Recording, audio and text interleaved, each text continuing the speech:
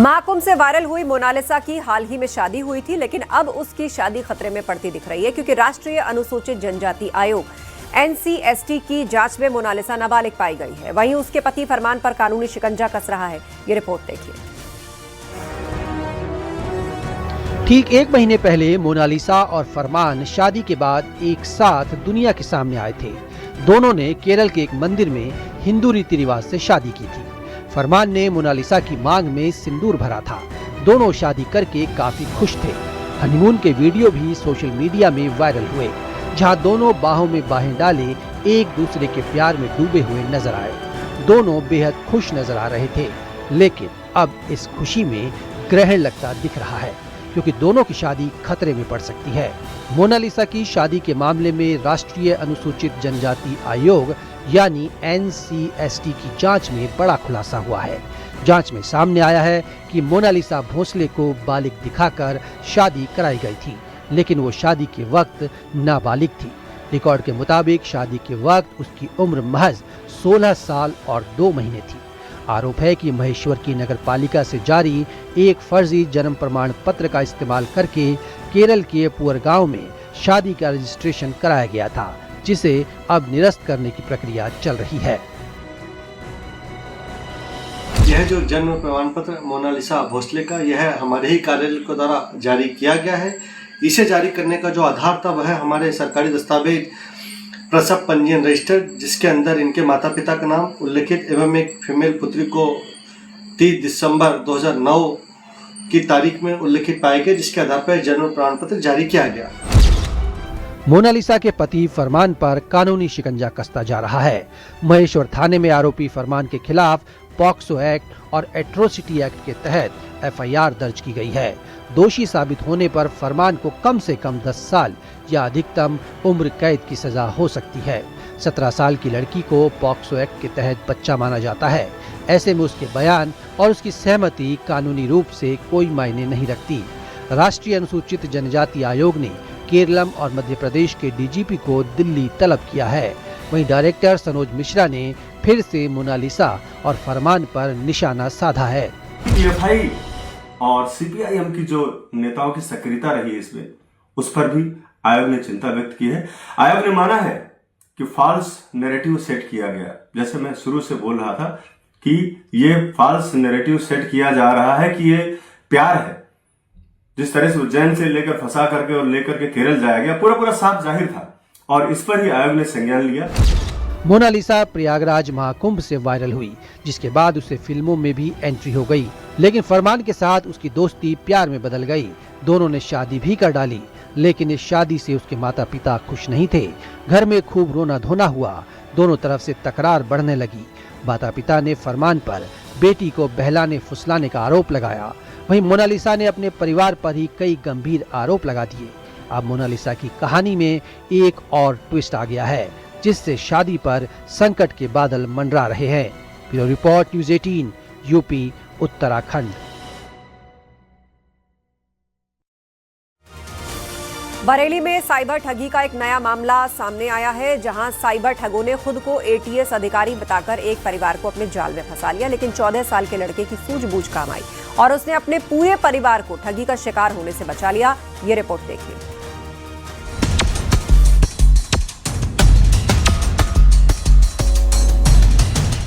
Digital arrest का खौफनाक जाल। 10 घंटे तक परिवार को बनाया बंधक।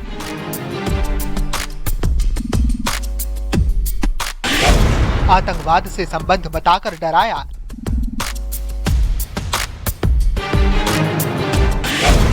लड़की की समझदारी से बची लाखों की कमाई। एक फोन कॉल, एक डर और पल भर में जिंदगी भर की कमाई गायब। ये कोई फिल्मी कहानी नहीं, बल्कि हकीकत है उस साइबर अपराध की जिसे डिजिटल अरेस्ट कहा जा रहा है। सावधानी नहीं बरती और अगर कोई इन साइबर अपराधियों के जाल में फंस गया तो फिर वो लुटने से नहीं बच सकता। बरेली में साइबर ठगों ने एक परिवार को डरा धमकाकर अपने झांसे में ले लिया। फोन कॉल पर दूसरी तरफ वर्दीधारी चेहरा दिखा। ATS अफसर बनकर ठगों ने पूरे परिवार को 10 घंटे तक डिजिटल बंधक बना लिया। धमकी भरे लहजे में बात करके ऐसा डर दिखाया कि परिवार डिजिटल अरेस्ट हो गया। परिवार को सख्त निर्देश दिए गए, जिनमें फोन काटना मना था, कहीं जाने पर पाबंदी, खाना पीना, बैठना उठना, सब कुछ वीडियो कॉल के सामने। मामला बरेली के प्रेमनगर थाना क्षेत्र का है। 3 लोगों का एक परिवार यहाँ रहता है। घर में माता पिता और 14 साल का एक बेटा है। पीड़ित किराना स्टोर चलाते हैं। 2 दिन पहले फोन पर आई ये कॉल ने इस छोटे से परिवार की नींद उड़ा दी। साइबर ठगों ने डिजिटल अरेस्ट करके इन्हें धमकाया कि आपके बैंक अकाउंट से संदिग्ध ट्रांजैक्शन हुआ है। ठगों ने उनका आतंकवादियों से संबंध तक बता दिया। ये सुनकर परिवार बुरी तरह डर गया। इसके बाद ठग जो कहते गए, परिवार उनकी हर बात मानता रहा। इसी दौरान बैंक खाते, एफडी से लेकर सेविंग्स तक की हर जानकारी ठगों के पास पहुंच गई। पीड़ित माता पिता तो कुछ समझ ही नहीं पा रहे थे, लेकिन 8वीं कक्षा में पढ़ने वाले उनके बेटे ने हिम्मत और सूझबूझ दिखाई। डर के माहौल में भी समझदारी से काम लिया। उसने चुपके से कॉल काटी और तुरंत डायल किया साइबर हेल्पलाइन नंबर 1930। कुछ ही देर में पुलिस घर पर पहुंच गई और परिवार को साइबर ठगों के जाल से छुड़ाया। किसी तरह अगले दिन दिनांक 7 अप्रैल को सुबह 7 बजे यह सूचना अपने पड़ोसियों को दे दी। उनके पड़ोसियों द्वारा तत्काल थाना प्रेमनगर पुलिस को सूचना दी गई। सुबह 7 बजे तत्काल 10 मिनट के अंदर थाना प्रेमनगर पुलिस द्वारा इनका बैंक खाता फ्रीज कराया गया तथा इनके मोबाइल को सुरक्षित किया गया। इस प्रकार इनके बैंक खाते में लगभग 6 लाख रुपए थे, जिसका साइबर फ्रॉड होने से थाना प्रेमनगर पुलिस द्वारा इन्हें बचाया गया। तो इस तरह लड़के ने अपने परिवार को बड़ी मुसीबत से बचा लिया। डिजिटल अरेस्ट में ठग खुद को सीबीआई, एटीएस, इनकम टैक्स का अधिकारी बताते हैं। पुलिस की वर्दी का भी इस्तेमाल करते हैं। घंटों कॉल पर नजर बंद रखते हैं। इसी दौरान बैंक डिटेल्स लेकर पैसे ट्रांसफर करवा लेते हैं। इसीलिए अनजान कॉल आने पर कभी घबराना नहीं चाहिए। कोई भी एजेंसी वीडियो कॉल पर गिरफ्तारी नहीं करती। ओटीपी, बैंक डिटेल्स कभी शेयर नहीं करनी चाहिए। तुरंत पुलिस से संपर्क करना चाहिए। इस संबंध में इनके द्वारा उपलब्ध कराई गई तहरीर पर थाना पर मुकदमा अपराध संख्या 143/26 बीएनएस तथा आईटी एक्ट की सुसंगत धाराओं में पंजीकृत कराया गया। बहरहाल साइबर ठगी की नाकाम कोशिश का यह मामला एक बार फिर दिखाता है कि डिजिटल अरेस्ट जैसे नए नए तरीकों से साइबर ठग किस तरह से लोगों को मानसिक दबाव में लेकर बड़ी रकम ऐंठ रहे हैं। फिलहाल अपर पुलिस महानिदेशक बरेली जोन के आदेश के बाद अब बरेली समेत आसपास के जिलों में साइबर ठगी के खिलाफ मुहिम तेज कर दी गई है। बरेली से रामविलास सक्सेना के साथ bureau report, news 18 UP Uttarakhand.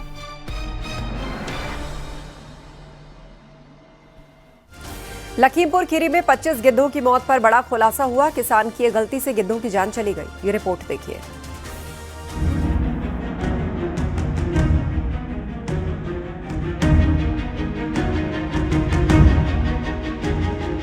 Lakhimpur Kheri में 25 गिद्धों की संदिग्ध मौत से हड़कंप मचा हुआ था। सवाल था कि एक साथ इतने गिद्धों की जान आखिर कैसे चली गई, लेकिन अब इन मौतों पर बड़ा खुलासा हुआ है। शुरुआती जांच में जो पता चला है वो चौंकाने वाला है, जो इंसानी लापरवाही को दर्शाता है।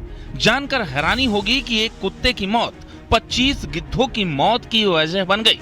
लखीमपुर खीरी के सिमरिया गांव में उस वक्त सनसनी फैल गई जब बड़ी संख्या में गिद्ध मृत पाए गए। स्थानीय लोगों ने जब एक साथ इतने गिद्धों के शव देखे तो तुरंत वन विभाग को सूचना दी गई। मामले की गंभीरता को देखते हुए दुधवा टाइगर रिजर्व की टीम मौके पर पहुंची। दरअसल एक किसान अपने खेतों को जानवरों से बचाने के लिए चावल में कीटनाशक मिलाकर रख देता था। वो खेत में जहरीला ट्रैप लगा रहा था, लेकिन कोई जंगली जानवर उसमें नहीं फंसा, बल्कि एक आवारा कुत्ता उस जहरीले चावल को खा गया। जहर का असर इतना तेज था कि कुत्ते की मौके पर ही मौत हो गई। बताया जा रहा है कि किसान ने कुत्ते को खेत के बाहर फेंक दिया और यहीं से शुरू हुई मौत की वो चेन, जिसने 25 गिद्धों की जान ले ली। गिद्ध मृत कुत्ते के मांस को खाने पहुंचे थे, लेकिन उन्हें क्या पता था कि ये उनका आखिरी भोजन होगा। जहरीला मांस खाने के बाद एक एक कर सभी गिद्धों की मौत हो गई। खेतों में इस्तेमाल होने वाले जहरीले पदार्थ न सिर्फ जानवर बल्कि पूरे पर्यावरण के लिए कितना खतरनाक साबित हो सकते हैं, इस घटना ने बता दिया। फिलहाल वन विभाग पूरे मामले की जांच में जुटा है। लखीमपुर खीरी में 25 गिद्धों के मौत के मामले में कई अहम बड़े सवाल खड़े हुए हैं। जहां वन विभाग इनकी मौत को पहले रहस्यमय मान रहा था, लेकिन प्रारंभिक जांच में जो तथ्य सामने आए हैं, किसान ने अपने खेत को नुकसान के बचाने के लिए पेस्टिसाइड मिला चारा खेत में रख दिया था। इसी जहरीले चारा खाने से कुत्ते की मौत हो गई और कुत्ते का मांस इन 25 गिद्धों के लिए जहर साबित हुआ। वन विभाग ने अज्ञात लोगों के खिलाफ मुकदमा तो दर्ज करा लिया है, लेकिन सच्चाई जानने के लिए पोस्टमार्टम रिपोर्ट का इंतजार कर रहा है। मनोज शर्मा, न्यूज 18, लखीमपुर खीरी। इटावा में एक सांप ने 3 दिनों से दहशत मचा रखी थी। दुनिया के सबसे जहरीले सांपों में गिने जाने वाला रसेल वाइपर खेत से निकलने का नाम नहीं ले रहा था।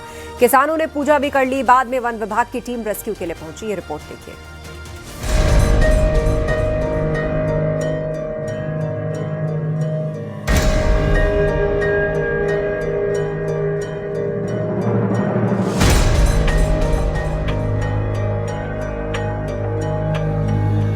खेत में कुंडली मारकर बैठा सांप। चंबल घाटी में रसेल वाइपर की दस्तक। जहरीले सांप को देखकर किसानों की उड़ी नींद।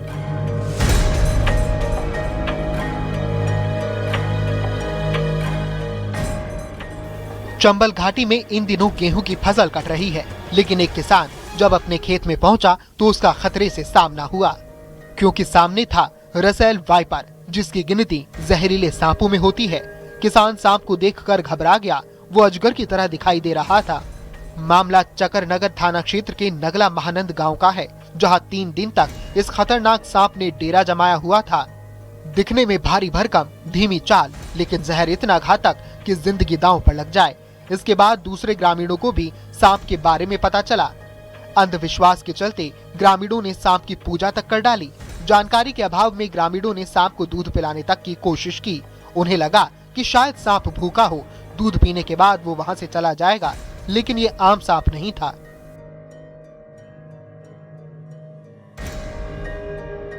दोस्त आया को तो दूध लेके आई लड़की हमारी। तो दूध पियो आने पे? मैंने नहीं दूध पियो, बस सब बैठा है वहीं। अच्छा, दूध नहीं पिया उसने? दूध उसने तो नहीं दूध पिया। पीने का क्या मतलब है इनका? अरे देवता हमने जानी कोई हो तो हमने निकल जाए अपने आप।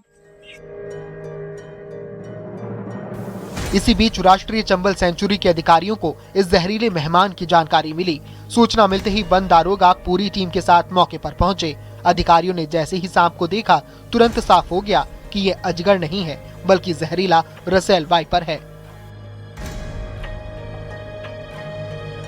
भी होता है, लोगों को सलाह दी जाती है कि कहीं भी दिखे तुरंत फोन करें हम लोगों को, और इनसे दूर रहें, छेड़खानी बिल्कुल न करें। और ये इतना विषैला होता है कि इसको टाइम काटने के बाद टाइम नहीं मिलता है, ज्यादा से ज्यादा आधा घंटा टाइम मिलेगा, बस आधा घंटे मौत हो जाती है। तो वो भी विकलांग हो जाएगा। अगर इलाज भी हो जाएगा तो एकदम हमला करता है। 4 फीट तक इसकी जो है लेंथ जा सकती है। दांत 15 mm के हैं, जो आपका जूता फाड़ सकते हैं, और बहुत ज़्यादा इंटरनल इंजरी करता है, इंटरनल डैमेज करता है। हेमरेज हो जाता है, दांतों से खून आना, मसूड़ों से, आंखों से खून आना, यूरिनरी ब्लैडर से खून आना, ये सारी चीज़ें।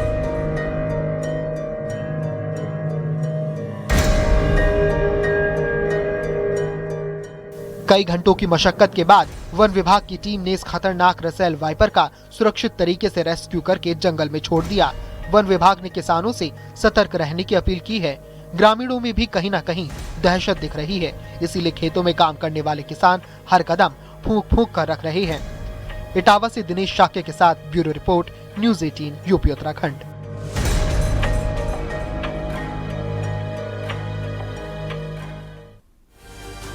एटा में सांप्रदायिक सौहार्द की अनूठी मिसाल देखने को मिली। यहाँ हिंदू परिवार में पले बड़े मुस्लिम बुजुर्ग की मौत होने के बाद अंतिम विदाई मुस्लिम रीति रिवाज से की गई।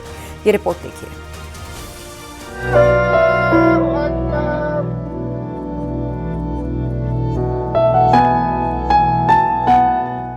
ये तस्वीरें बयां कर रही हैं इंसानी रिश्ते और उस गंगा जमुनी तहजीब की जो आज भी जिंदा है। एटा जिले के मारहरा कस्बे में 75 साल के बुजुर्ग चमन मियां ने इस दुनिया को अलविदा कह दिया, जिन्होंने अपनी जिंदगी का बड़ा हिस्सा एक हिंदू परिवार के साथ बिताया। लेकिन रिश्तों की डोर ऐसी बंधी कि मौत के बाद भी भावनाएं साथ में रहीं। हर कोई भावुक था। करीब 66 साल पहले सिर्फ 10 साल की उम्र में चमन मियां को शारदा सरन सक्सेना अपने घर ले आए थे। तभी से वो इस परिवार के एक अहम सदस्य बन गए। ना कोई भेदभाव, ना ही कोई दूरी। समय बदला, पीढ़ियां बदली, परिवार के छोटे बच्चे भी बड़े हो गए, लेकिन रिश्तों की डोर जो पहले बंधी वो कभी कमजोर नहीं पड़ी। खुद चमन मियां परिवार की कई पीढ़ियों के साथ रहे। शारदा सरन के बाद उनके बेटे और उसके बाद उनके पोते ने भी इस रिश्ते को उसी आत्मीयता के साथ निभाया। हिंदू परिवार में रहकर भी चमन मियां अपनी नमाज अदा करते थे, घर में पूजा पाठ में भी शामिल होते थे। पिछले 66 सालों से वो इसी परिवार के बीच अपना जीवन यापन कर रहे थे। अब चमन मियां का आखिरी वक्त आ चुका था। उन्होंने आखिरी सांस ली। परिवार ने उनकी धार्मिक आस्थाओं का सम्मान करते हुए उनका अंतिम संस्कार पूरी तरह मुस्लिम रीति रिवाज के अनुसार कराया। जोहर की नमाज के बाद चमन मियां के जनाजे की नमाज अदा की गई। इसके बाद उनका जनाजा निकला, जिसमें सक्सेना परिवार के साथ कई हिंदू परिवार भी शामिल हुए। जनाजे को कंधा देकर कब्रिस्तान तक ले जाया गया। मारहरा कस्बे में ये इस तरह का मामला पहली बार देखने सुनने में आया है। चमन मियां को मुस्लिम रीति से सुपुर्दे खाक किया गया। एटा से रविकांत शर्मा के साथ bureau report, news 18, UP, Uttarakhand.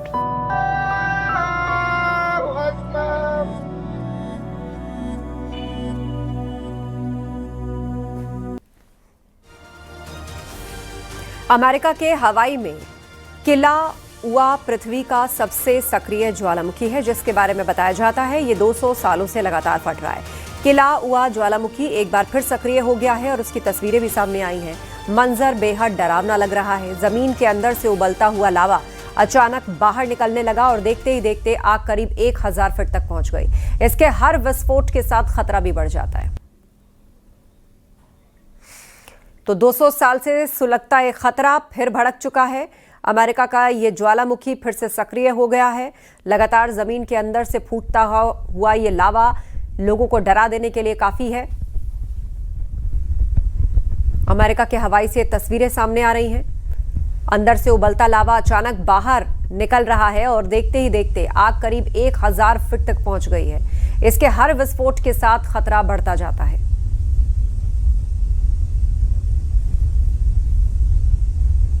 तेजी से फटा किलाउआ ज्वालामुखी और उसके बाद यह खौफनाक मंजर अमेरिका के हवाई से तस्वीर सामने आई है।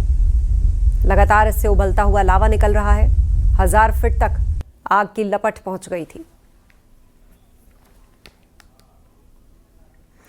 नासा के मिशन आर्टेमिस 2 के तहत ओरायन स्पेसक्राफ्ट अंतरिक्ष की यात्रा पर निकला था। 4 क्रू मेंबर चांद के उस हिस्से की परिक्रमा कर रहे थे जिसे अभी तक किसी ने नहीं देखा। नासा के मिशन में गए ये चारों एस्ट्रोनॉट्स चांद के नजदीक पहुंचे, जहां से उन्होंने चांद के बेहद पास से ये तस्वीरें भेजी। वीडियो में चारों अंतरिक्ष यात्री मस्ती करते दिख रहे हैं। यह मिशन न सिर्फ तकनीकी उपलब्धि है बल्कि भविष्य में चांद पर इंसानी बस्ती और मंगल ग्रह तक पहुंचने की दिशा में एक बड़ा कदम माना जा रहा है। I thought we just caught an ActiWatch sync. If I had my own, I'd sync it with you.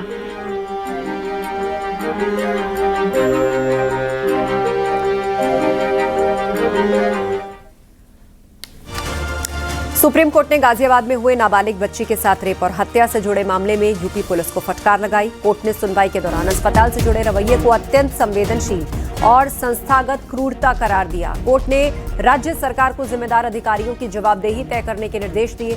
Ghaziabad police commissioner को कोर्ट ने अगली सुनवाई के दौरान तलब किया। 13 अप्रैल को इस मामले में अगली सुनवाई होगी। दरअसल गाजियाबाद के नंदग्राम इलाके में 16 मार्च 2026 को अपने घर के बाहर खेल रही 4 साल की बच्ची का अपहरण हुआ था, जिसकी रेप के बाद हत्या कर दी गई थी। पुलिस ने इस मामले में आरोपी को गिरफ्तार कर लिया, लेकिन बच्ची के परिजन पुलिस की कार्रवाई से संतुष्ट नहीं है और उन्होंने इस मामले में सुप्रीम कोर्ट का दरवाजा खटखटाया था।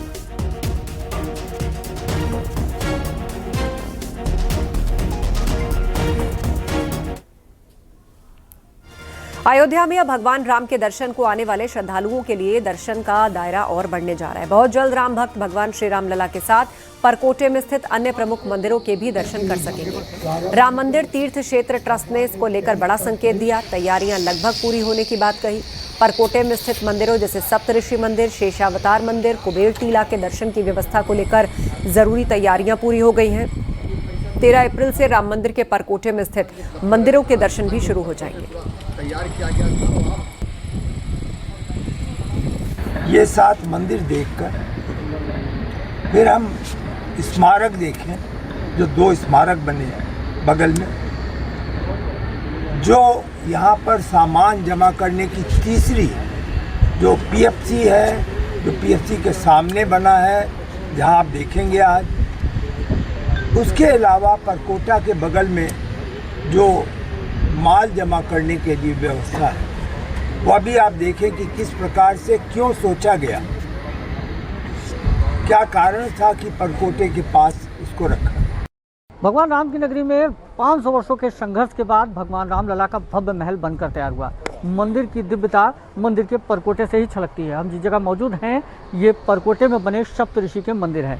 यहाँ पर महर्षि वशिष्ठ, इसके साथ ही महर्षि विश्वामित्र, इसके साथ माता शबरी, अन्नपूर्णा और इस तरीके से महर्षि वाल्मीकि के कुल 7 मंदिर इस पूरे क्षेत्र में बनाए गए हैं, जो अयोध्या में रामलला के दर्शनार्थ आने वाले श्रद्धालुओं के लिए तो आकर्षण का केंद्र होते ही होते हैं। इसके साथ ही अयोध्या में सभी ऋषियों को भी सम्मानित इस मंदिर परिसर में किया जा रहा है, फिर चाहे वो महर्षि वाल्मीकि हों, महर्षि विश्वामित्र हों या फिर महर्षि वशिष्ठ या माता अन्नपूर्णा और शबरी। फिलहाल परकोटे के मंदिर में निर्माण पूरा हो चुका है और अब मंदिर के शिखरों पर भी ध्वजारोहण का कार्यक्रम अप्रैल माह में ही शुरू कर दिया जाएगा। इसके साथ ही अगर सूत्रों की माने तो 13 अप्रैल यानी कि अब से 1 से 2 दिन बाद ही अब श्रद्धालु पास के जरिए इस परकोटे में स्थित सप्त मंदिरों के भी दर्शन कर सकेंगे। मथुरा के नौझील थाना क्षेत्र में बिजली विभाग की लापरवाही से किसानों को भारी नुकसान हुआ। रायपुर गांव के खादर इलाके में हाई टेंशन लाइन में शॉर्ट सर्किट होने से तार टूटकर गेहूं के खेतों में गिर गए, जिससे भीषण आग लग गई। तेज हवाओं के चलते आग ने विकराल रूप धारण कर लिया और सैकड़ों बीघा तैयार फसल जलकर राख हो गई। किसानों का आरोप है कि जर्जर बिजली लाइन की कई बार शिकायत के बावजूद कार्रवाई नहीं हुई। सूचना के बाद भी दमकल समय पर नहीं पहुंची, जिससे ग्रामीणों को खुद ही मशक्कत करके आग को बुझाना पड़ा।